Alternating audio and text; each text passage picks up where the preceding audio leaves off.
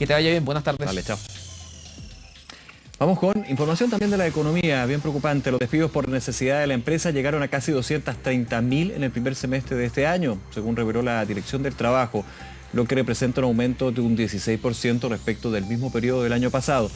Para profundizar en este tema, estamos con Juan Bravo, director del Observatorio de Contexto Económico de la Universidad Diego Portales. Juan, como siempre, muchas gracias por tu tiempo. ¿Qué tal? Muy buenas tardes, Nicolás. Gusto de saludarte. A ver, esto va en línea con lo que han sido los datos de desempleo, pero muestra una preocupación mayor a lo que fueron las expectativas en términos de los despidos. Aquí es una cápita, un concepto que siempre ha sido bien discutido, necesidades de la empresa, pero entrando a esa discusión más adelante, ¿es dentro de lo que se esperaba, de lo normal? ¿O es más preocupante por ser más explosivo, por ejemplo, en esos términos? No, mira, la verdad es que este incremento que venimos observando en los despidos por necesidades de la empresa, ya llevamos 16 meses consecutivos donde observamos un alza cuando la comparamos respecto al año anterior.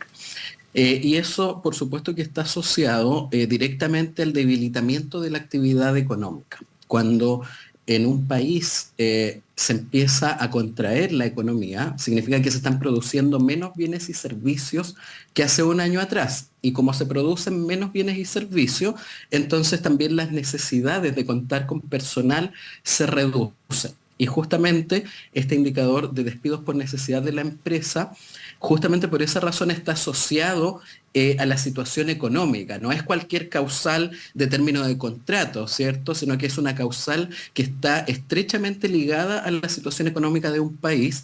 Por lo tanto, desde ese punto de vista, no es sorpresivo que llevemos tantos meses consecutivos con alza. En el primer semestre de 2023, los despidos por necesidades de la empresa crecieron 15,7% anual, que es una cifra considerable, pero quizá la buena noticia dentro de lo negativo, que siempre es, por supuesto, que aumenten los despidos, es que el segundo trimestre de 2023 los despidos por necesidades de la empresa crecieron 9,7% anual y el primero había crecido 22,5%. O sea, hay una ralentización por lo menos puntual entre trimestre y trimestre. Habrá que ver si eso es tendencia. Exactamente, hay una desaceleración bastante relevante en el alza de los despidos por necesidades de la empresa, lo cual es un primer paso porque antes de que se revierta, ¿cierto?, la tendencia y ya empiecen a caer los despidos, necesariamente tenemos que pasar por una fase donde se desacelere primero el crecimiento y eso es lo que estamos empezando a ver. Probablemente esta senda va a continuar porque el segundo semestre de este año, todos los pronósticos apuntan a que la economía va a volver a crecer. Es cierto que no va a crecer mucho, vamos a crecer poco, pero ya el hecho de dejar de contraerse y pasar a crecer va a generar una mejora paulatina en el mercado laboral y por lo tanto ya hacia fines de este año podríamos empezar a ver que los despidos por necesidades de la empresa empiezan a caer respecto al año anterior. O sea, todavía nos queda un tiempo donde seguramente vamos a seguir viendo alzas, pero van a ir siendo cada vez menores hasta que ya empecemos a ver caídas. Juan, ¿se puede hacer la comparación de este periodo en términos de los despidos por necesidades de la empresa, la información que entrega la Dirección del Trabajo, con respecto a lo que se ha estado escuchando durante el día, lo que sucedió durante los periodos más complejos de la pandemia, con los efectos de la cuarentena? También hay que considerar que hay factores distintos, porque en términos de costos, que podrían ser elementos en términos de esta necesidad de la empresa, teníamos una inflación completamente distinta, desde los costos de la energía, de las materias primas, de la desaceleración también del consumo. ¿Son comparables esos dos periodos? ¿O más bien hay que considerar la situación excepcional que se vivió el año 2020-2021? Claro, no, definitivamente el año 2020 fue mucho peor la situación en todos los indicadores, incluidos los despidos por necesidades de la empresa. Por ejemplo, el año 2020, al primer semestre, ya llevábamos 297.000 despidos por necesidades de la empresa. Ahora llevamos casi 230.000, entonces es menor que en 2020. Esta esta caída de la actividad económica que hemos visto, ¿cierto?, en los últimos trimestres, tampoco tiene comparación con la de 2020, ¿cierto? En esa ocasión la economía se contrajo casi 6% anual en 2020. Ahora las caídas de la actividad económica son muchísimo más moderadas y por lo tanto también los efectos en el mercado laboral lo son. Entonces, es cierto que crecen los despidos por necesidades de la empresa porque sí hay un deterioro, pero en ningún caso estamos hablando de las magnitudes, ¿cierto?, de 2020, donde se destruyeron cerca de 2 millones de empleos, la tasa de desempleo llegó al 13%, Claro. hoy día estamos muy lejos de eso. Ujú. Sí, importante ese punto. A ver, me quedo con lo que es la proyección, y es optimista, obviamente hay que ver que eso se vaya concretando en términos de que ya el segundo semestre puede haber una tendencia a esta desaceleración de este tipo de despido, de lo que es la cesantía en general también, y que se vería reflejada en los distintos datos económicos, pero vaya los datos económicos, la realidad económica de las empresas y del mercado laboral. Sí. Efectivamente, aquí lo más relevante, ¿cierto?, era poder volver a crecer Claro. nuevamente. Todos los estudios empíricos, ¿cierto?, cuando se estudia cómo se determina el aumento del empleo, la producción, ¿cierto? El crecimiento siempre es la variable más importante, junto con los salarios. Entonces, necesariamente cuando se contrae una economía va a haber un efecto negativo y ese efecto negativo depende de la magnitud de la caída. Como esta ha sido una caída relativamente moderada, los efectos justamente no son tan catastróficos como los que vimos en la pandemia, pero existen. O sea, aquí hay un set de indicadores del mercado laboral que muestran ese deterioro. Por ejemplo, los cotizantes dependientes de FP llevan cayendo varios meses. Las vacantes laborales, un desplome de 43% respecto al año anterior, la tasa de desempleo aumentando respecto al año anterior. Entonces, es una batería de indicadores que nos muestran este debilitamiento del mercado laboral, pero yo creo que ya se está afianzando esta expectativa más optimista por varias razones. La fundamental es que el problema principal que gatilló esta contracción, que fue el alza de la inflación, está cediendo. Eso es lo más relevante. Entonces, eso va a permitir, Claro. ¿cierto?, que el Banco Central empiece a bajar las tasas de interés, Por eso va a ejemplo. estimular el consumo, la inversión. Por ejemplo, algo que ha ocurrido en el mercado laboral, que es una noticia que ha ocurrido en los últimos 3 meses, es que como la inflación anual se ha ido reduciendo, los salarios en términos reales están empezando a recuperar su capacidad de compra, que Claro, la habían ido claro. perdiendo. No Y porque cuando suban, los no salarios... porque suban los salarios en lo neto, sino que finalmente la inflación al ceder hace que el salario que yo tengo mensualmente valga más, digamos, entendiéndolo de esa manera. Exactamente, lo que vimos por 17 meses es que si bien los salarios aumentaban menos que la inflación. Claro. Entonces estábamos perdiendo nuestra capacidad de compra y eso se revirtió. Y ese es otro antecedente bien importante porque cuando los salarios ajustados por inflación empiezan a recuperarse, también la capacidad de consumo mejora. Entonces yo creo que hay Un varios círculo. elementos. El IPSA está, cierto, subiendo a nivel histórico, eso tiene que ver con un optimismo, con que se espera una caída relevante en la tasa de interés. Entonces hay varios elementos que permiten prever un mejor desempeño en la segunda mitad del año. Claro, porque los despidos influyen en la situación presente del empleador, pero también las expectativas en términos de proyectos de inversión, en términos de distintas líneas. O sea, la expectativa te juega en contra o a favor. Hay que verlo de esa manera también, pero como un elemento, no como el único, pero uno importante. Claro, efectivamente, las expectativas, ¿cierto?, de que haya una mejora, en definitiva, significa que, por ejemplo, el mero hecho de hacer negocios, uno puede proyectar, por ejemplo, una mejor demanda, ¿cierto?, que es la situación actual. Entonces, un escenario más positivo, que si bien no es que vamos a crecer a tasas altas, Claro. pero ya el hecho de volver a crecer, ¿cierto?, ya permite generar un entorno un poco más amigable para hacer negocio y para generar entonces condiciones para contratar empleo. Entonces, en este momento todavía se contrae la producción y por eso el mercado laboral sigue debilitado, pero las expectativas más optimistas, por supuesto que influyen en que se empiecen a frenar justamente los despidos. Por ejemplo, los despidos por necesidades de la empresa en el mes de junio tuvieron un incremento menor al 7%. Entonces, el hecho de que en el último mes haya sido la cifra menor de este año, nos está indicando que efectivamente esa tendencia se está consolidando, claro. Y no cabe ninguna duda que eso tiene que ver con mejores perspectivas para la segunda mitad del año. Ahora, en términos del dato, se necesita ahí, dentro de esa óptica, me imagino, Juan, que se vaya consolidando la tendencia en términos de julio, agosto, ya hacia adelante. Ojalá que así sea, digamos, obviamente. Claro, pero aquí hay un indicador, por lo menos, una señal de ojo. Exacto. Claro, esa es una señal. Ahí se verá si un punto de inflexión, puede ser medio apresurado decirlo, digamos. Claro, o sea, todavía no la vamos a ver, pero ya el hecho que se esté desacelerando persistentemente en los últimos meses, por supuesto que es una buena señal. El tercer trimestre, como te comentaba antes, probablemente va a seguir aumentando todavía un poco, pero ya a fines de año es muy probable que deje de crecer y ya hacia diciembre, los últimos meses del año ya empecemos a ver las primeras caídas. Entonces, falta un poco, sí, el tercer trimestre todavía no vamos a ver una mejoría, pero ya hacia fines de año, de todas maneras, deberíamos tener una mejor posición de nuestro mercado laboral. Hay un dato que también en las cifras del INE se vio que, por ejemplo, hubo un repunte del empleo, de la creación de empleo asalariado formal en el sector privado en el último dato. O sea, hay algunas señales incipientes que nos estarían mostrando que de a poquito, ¿cierto? Tenemos algunas mejorías en el mercado laboral, si bien faltan todavía algunos meses para que esa tendencia se consolide. Pero Juan, estos datos o este escenario en términos de despidos de necesidad de empresa, me imagino que también tienen un impacto en lo que es el dato de mercado laboral informal, ¿no? ¿O es más difícil llegar a medir eso, digamos?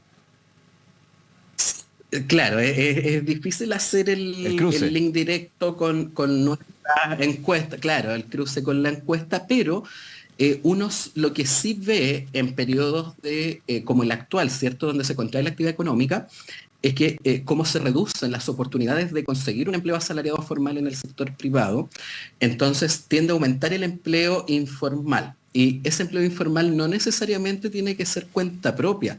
De hecho, lo que está ocurriendo hoy en la economía chilena es que el que está aumentando muy fuerte es el empleo asalariado informal en el sector privado.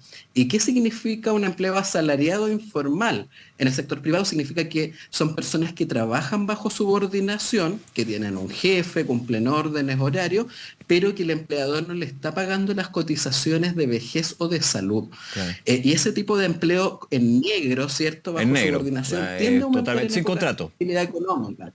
Sin contrato o sin boletas de horario o prestación de servicios, digamos.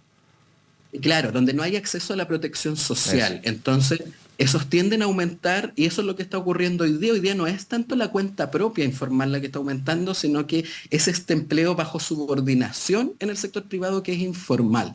Entonces, efectivamente, cuando a las personas las despiden, ¿cierto? Hay más cantidad de despidos y las personas necesitan trabajar, muchas recurren a formatos informales porque es la única manera, ¿cierto?, de generar algún tipo de ingreso, aunque esos formatos lamentablemente sean más precarios. Claro, son más precarios en términos de la seguridad social, lo hemos hablado muchísimo, ese es justamente el problema de la informalidad. Exacto.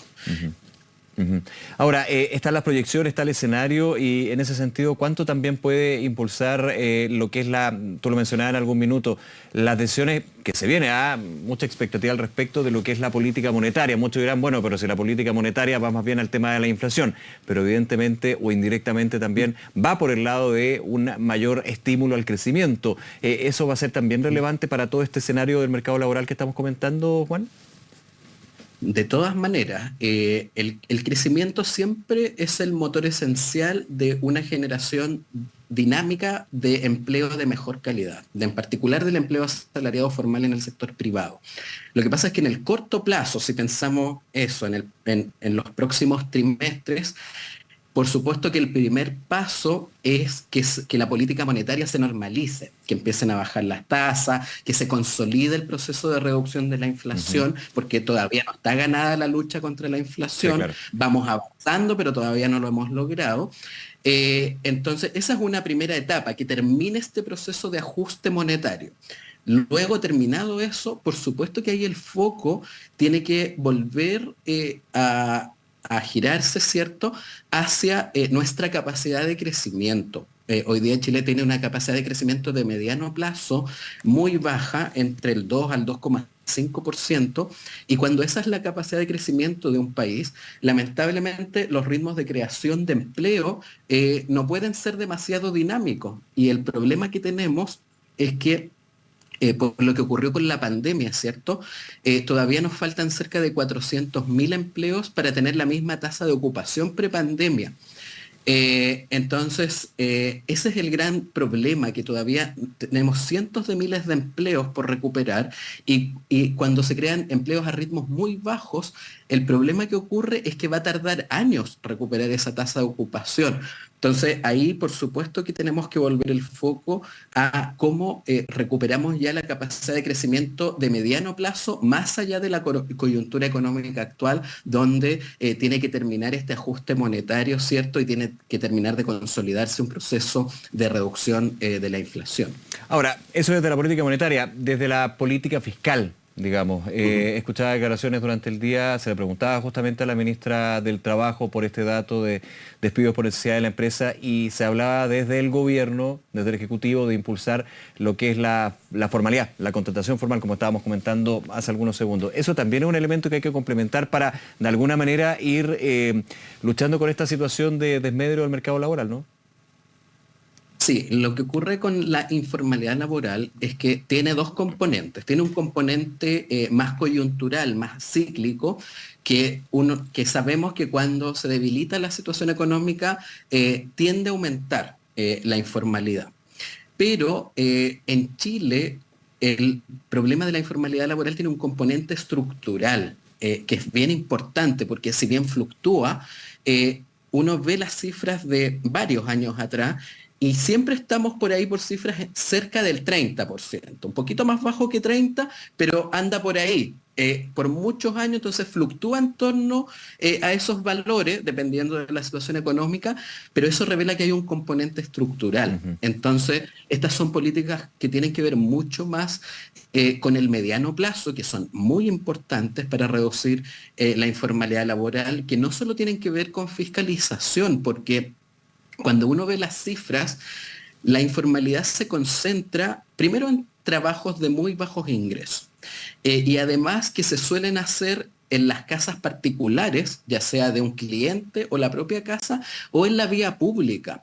Entonces, eso a uno lo que le dice es que si bien la fiscalización puede contribuir, probablemente aquí se requieren otras políticas que, sobre todo desde la política social, que permitan que las personas valoren la formalidad, porque lo que pasa es que para las personas que ganan muy bajos ingresos, la formalidad es muy costosa. Sí, claro. Entonces, no Sí. tienen incentivo a ser O formales. sea, Entonces, solamente pensar que el 10% de tu ingreso, que es bajo, tiene que ir a, a